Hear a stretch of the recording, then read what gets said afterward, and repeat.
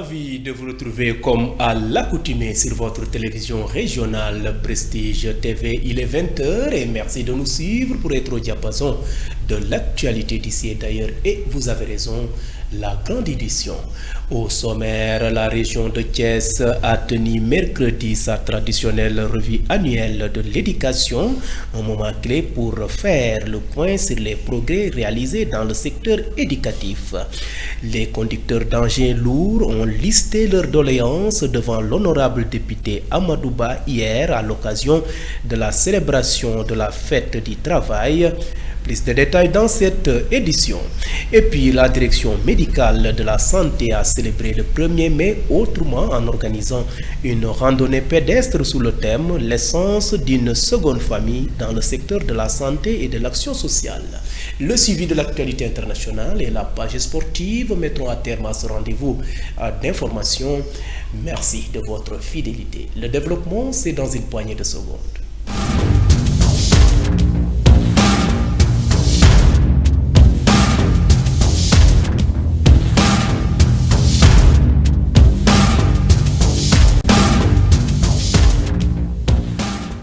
Et démarrons ce rendez-vous d'actualité par l'éducation. La région de Thiès a tenu mercredi sa traditionnelle revue annuelle de l'éducation, un moment clé pour faire le point sur les progrès réalisés, les insuffisances constatées et tracer les grandes lignes des orientations futures. Lors de cette rencontre, l'inspecteur d'académie de Thiès, Ganasen, a souligné une légère baisse du taux d'abandon scolaire dans certaines localités. Ces propos sont recueillis par Mambiram Sissegei et Majumbo. Le suivi accompagnement est en train de se faire par les IEF et nous attendons maintenant les intrants pédagogiques également, tout ce qui est en tout cas documents pédagogiques, tout ce qui est matériel informatique avec les nouvelles technologies. On les a équipés en ordinateur, en vidéoprojecteur. Bref, en tout cas, le dispositif est en place. Il y a également une cohorte d'élèves maîtres en formation au niveau du CRFP.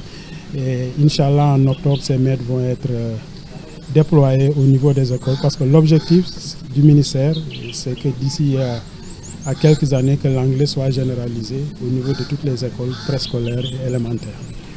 Bon, ils sont, d'après les dernières statistiques, c'est vrai qu'il y a eu des départs et des réaffectations. Ils sont en tout cas une quarantaine, un peu moins d'une quarantaine, parce qu'il y a certains qui ont eu à bénéficier d'une réaffectation vers d'autres structures. Mais ces maîtres seront opérationnels. En tout cas, les curricula de formation sont en train d'être mis en œuvre. Et nous pensons quand même que pour la région de Thiès, ces maîtres seront fonctionnels dès le mois d'octobre.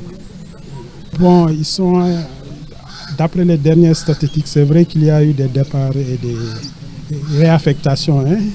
Ils sont en tout cas une quarantaine, un peu moins d'une quarantaine, parce qu'il y a certains qui ont eu à bénéficier d'une réaffectation vers d'autres structures. Mais ces maîtres seront opérationnels. En tout cas, les curricula de formation sont en train d'être mis en œuvre. Et nous pensons quand même que pour la région de Thiès, ces maîtres seront fonctionnels dès le mois d'octobre. Le suivi accompagnement. A rappelé que cette rencontre a été présidée par l'adjoint au gouverneur chargé des affaires administratives, Georges Faye. Ce dernier en a profité pour sensibiliser les parents sur la déclaration des enfants à l'état civil. Georges Faye est toujours au micro de Mambiram Sissegei et Majumbo.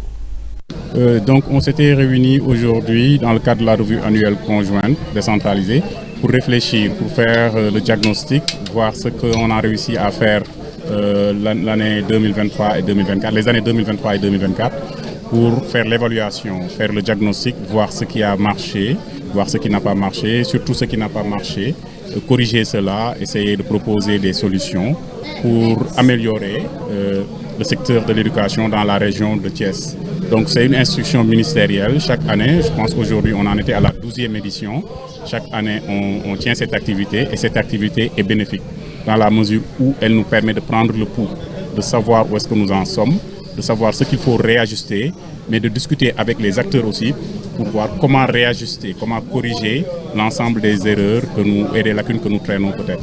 Oui, on a pratiquement 9 recommandations, mais je vais peut-être m'appesantir sur l'effort à faire avec les collectivités territoriales pour la déclaration des enfants sans extrait de naissance. C'est une problématique nationale qui revient pratiquement comme un serpent de mer chaque année et il nous faut donc faire des efforts. Mais moi je pense qu'il faut que les parents s'investissent davantage parce que l'État fait d'énormes efforts chaque année, mais le problème reste pratiquement entier. Les abris provisoires. Les abris provisoires, oui, il y a un travail qui est en train de faire. L'IA en parlait tout à l'heure, le PRORAP. Mais il faut aussi faire davantage d'efforts. Ce n'est pas seulement se limiter, il ne faut pas aussi négliger les efforts que l'État a fait jusque-là, mais on continue le travail pour atteindre l'objectif zéro abri provisoire dans la région de Thiès, mais de manière générale, zéro abri provisoire Georges Faye, l'adjoint au gouverneur chargé des affaires administratives. Vous suivez le rendez-vous de l'actualité grâce à votre nouvelle chaîne de radio Prestige FM qui émet en modulation de fréquence sur les 95.5 FM ici à Thiès et par nos sociétés dans cette édition avec les conducteurs d'engins lourds qui ont listé leurs doléances devant l'honorable député Amadouba. C'était hier à l'occasion de la célébration de la fête du travail. Khadim Diouf, membre de l'association des conducteurs d'engins lourds du Sénégal, est revenu sur la revalorisation de leur statut de conducteur et un accompagnement structurel de la part de leur ministère de tutelle. Le voici au micro de Mambiram Sissegei et Moussa Mbaye. Aujourd'hui, nous voulons reconnaître l'importance de notre profession. Nous sommes les moteurs qui font avancer les sentiers. Nous sommes ceux qui, avec précision et savoir-faire, manœuvrent des engins lourds pour transformer des idées en réalité. Notre expertise et notre dévouement sont des atouts précieux qui contribuent à bâtir l'avenir de notre pays, le Sénégal. Cependant, cette journée est aussi l'occasion de rappeler l'importance de la sécurité. Chaque conducteur d'engin doit rentrer Saint-Louis sain et sauf et il est de notre responsabilité de veiller à ce que nos conditions de travail soient optimales. Ensemble, nous pouvons promouvoir une culture de sécurité qui protège non seulement notre santé, mais aussi celle de nos collègues. Cette belle journée est une opportunité pour présenter nos doléances à nos chers gouvernants. Cette plateforme revendicative des conducteurs d'engins lourds du Sénégal se porte essentiellement sur deux choses, financières et administratives. Nous savons que le gouvernement actuel a le pouvoir de faire changer les choses et de réviser la législation actuelle pour rendre ce beau corps de métier plus compétitif et attractif. C'est dans cette même optique qu'ACL Sénégal implore le gouvernement à négocier avec les entreprises et au bureau de recrutement, autrement dit bureau intérim, afférent dans le domaine de l'exploitation minière du BTP. Nous avons des revendications légitimes. On peut en citer quelques-unes. Nos difficultés face à des contrats précaires et des rémunérations qui ne reflètent pas la pénibilité et la technicité de notre travail. Ce 1er mai est donc un appel à la reconnaissance et le rôle crucial pour le développement de notre cher Sénégal. Un appel à des contrats de travail clairs, justes et respectueux de nos droits. Un appel à des salaires dignes qui tiennent compte de nos compétences et risques inhérents à notre métier. Un appel à une régularisation plus stricte et plus transparente de la sous-traitance pour garantir que nous ne soyons pas les victimes de pratiques. À l'instant, c'était donc Khadim Diouf, membre de l'association des conducteurs d'engins lourds, qui listaient leurs doléances. L'honorable député Amadou Ba n'a pas manqué de revenir sur les grandes lignes des orientations futures par rapport à l'obtention du permis des conducteurs d'engins lourds du Sénégal et les appels à s'ériger en convention collective pour massifier la lutte par rapport à leurs doléances. Amadou Ba est toujours au micro de Mame Biram Cissé Gueye et Moussa Mbaye. Nous sommes très heureux de participer ici à Thiès aux festivités du 1er mai, célébrant la fête du travail, mais surtout une importante étape pour scruter l'état des droits des travailleurs à travers le monde et particulièrement ici au Sénégal. Je pense que le constat est unanime parmi tous les acteurs qu'il y a urgence à réformer le modèle social sénégalais qui induit un nouveau code du travail beaucoup plus protecteur des salariés avec des conventions collectives dans toutes les branches.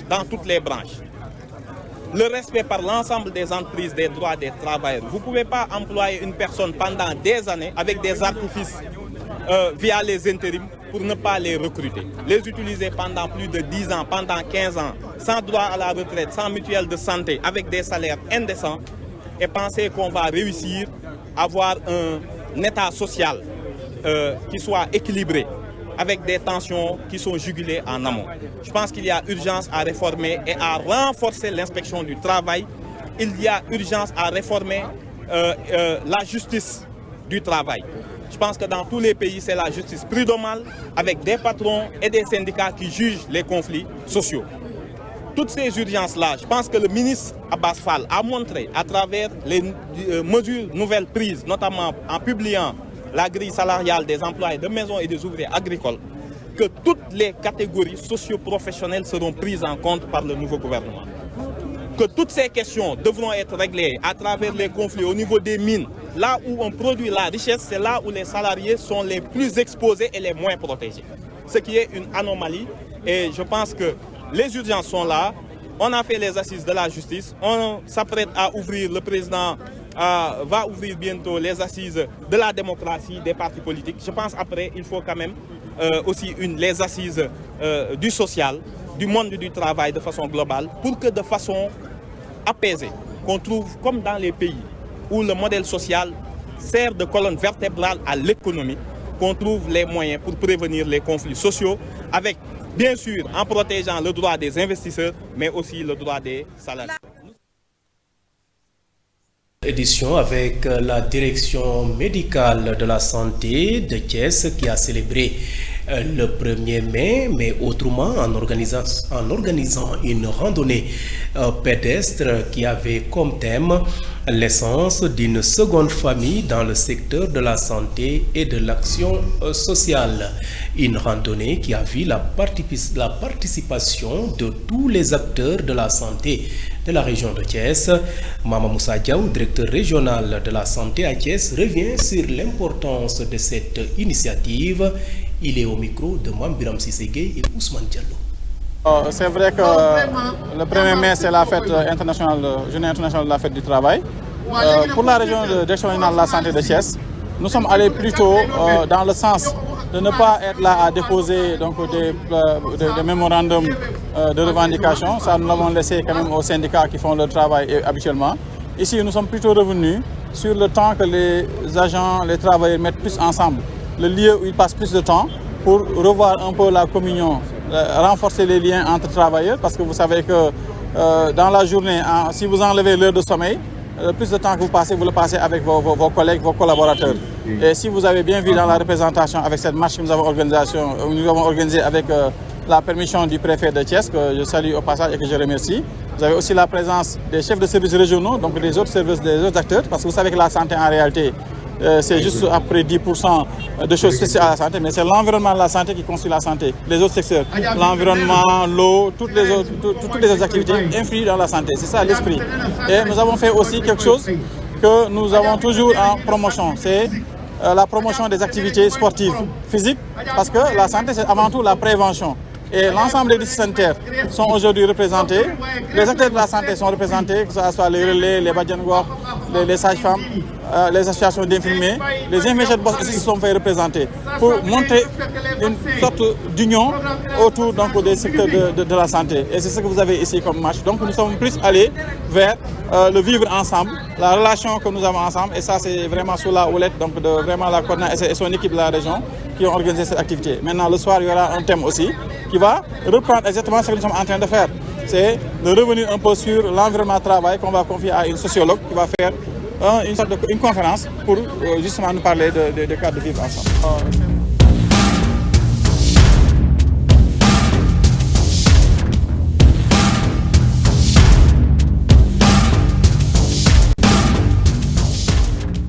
Focus sur l'essentiel de l'actualité nationale de ce vendredi 2 mai 2025. En matière de liberté de la presse, le Sénégal occupe la 74e place dans le classement mondial de Reporters sans frontières, nous dit Mambiram Sissegaye. L'actualité nationale, la liberté de la presse au Sénégal connaît un avancement selon le classement mondial 2025 de Reporters sans frontières publié ce vendredi 2 mois à Dakar. Le pays se positionne désormais à la 7e place, soit une progression de 20 places par rapport à 2024 où il figurait à la 94e position lors du lancement par le bureau Afrique subsaharienne de RSF. Une attention particulière a été accordée au cas du Sénégal, de la Guinée et des pays du Sahel. Dans cette section, note que la liberté de la presse recule de manière préoccupante dans de nombreux pays africains, en particulier dans leur dimension économique. Parle autre chose, à l'occasion de la fête du travail, les principales centrales syndicales du Sénégal ont été reçues hier jeudi au Palais de la République par le président Bassirou Diomaye Faye. Lors de cette rencontre solennelle, les syndicats ont présenté leur traditionnel cahier de doléances, espérant ainsi des réponses concrètes du nouveau pouvoir sur les préoccupations des travailleurs dans un contexte économique tendu et de profondes attentes sociales. Les syndicats ont appelé à des mesures urgentes et structurantes pour répondre aux défis du monde du travail. Terminons avec la levée de l'immunité parlementaire de Moustapha Diop, député maire de Louga, a été actée ce vendredi par l'Assemblée nationale. Cette décision fait suite à une demande formulée par le ministre de la Justice via une correspondance du procureur général près de la cour d'appel de Dakar. Sur les 124 députés présents, 116 ont voté en faveur de la levée de l'immunité parlementaire de l'ancien ministre du Développement industriel 8 et aucune abstention n'a été enregistrée. L'Assemblée a donc adopté la résolution de la commission ad hoc ouvrant ainsi la voie à des poursuites judiciaires contre Moustapha Diop. L'actualité.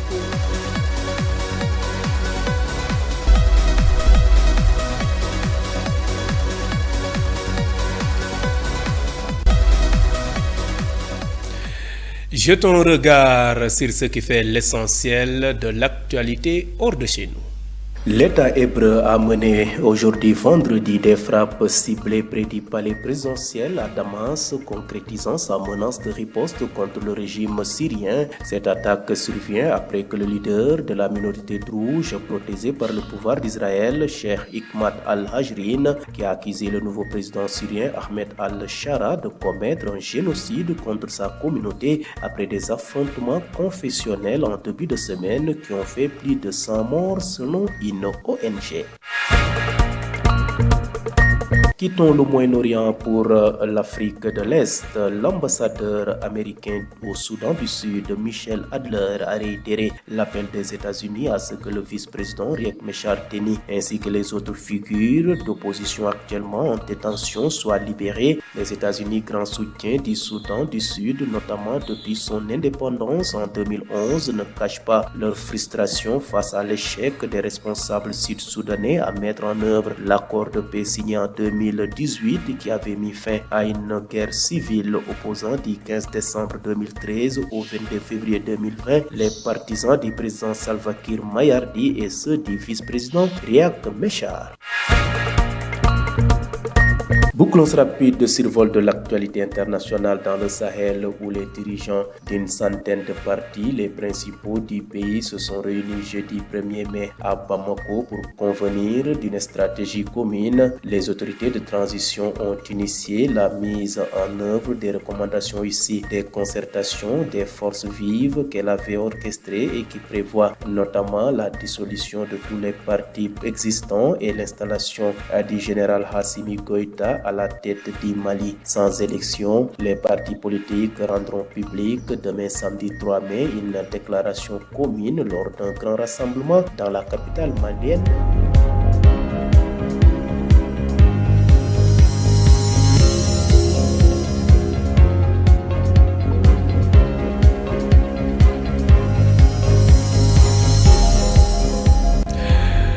Bouclons cette édition par une note sportive qui sera essentiellement consacrée aux résultats de la Ligue Europa. Les rencontres jouées hier jeudi, un rapide survol de l'actualité sportive de ce vendredi avec Ismaël Assar. Bienvenue dans l'actualité sportive de ce vendredi. Le Maroc a inscrit son nom en lettres dans l'histoire du futsal africain. Ce mercredi, les Lions de l'Atlas ont remporté la toute première édition de la Coupe d'Afrique des Nations féminines de futsal en battant en finale la Tanzanie sur le score de 3-2. Premier tournoi continental féminin de futsal ouvre une nouvelle ère pour la discipline africaine avec un potentiel de développement important et une visibilité croissante pour les joueuses du continent. Le Maroc, en outre et champion, aura réussi son pari historique. Le choc hispano-italien des demi-finales allées de Ligue Conférence a tourné en faveur du Real Betis. Les partenaires de Youssouf Sabaly et Nobel Mendy ont pris le dessus sur la Fiorentina de Buzo et tenteront de capitaliser en Italie la semaine prochaine pour ainsi rejoindre la finale. Sans être flamboyant, Chelsea a fait un grand pas vers la finale de Ligue Conférence ce jeudi à Arena. Le score est flatteur pour une formation anglaise qui a maîtrisé son sujet face à la modeste équipe de Djurgården 4-1, aidée par une belle efficacité offensive, notamment avec une excellente entrée en jeu de son attaquant sénégalais Nicolas Jackson, lancé dès le début de la seconde période.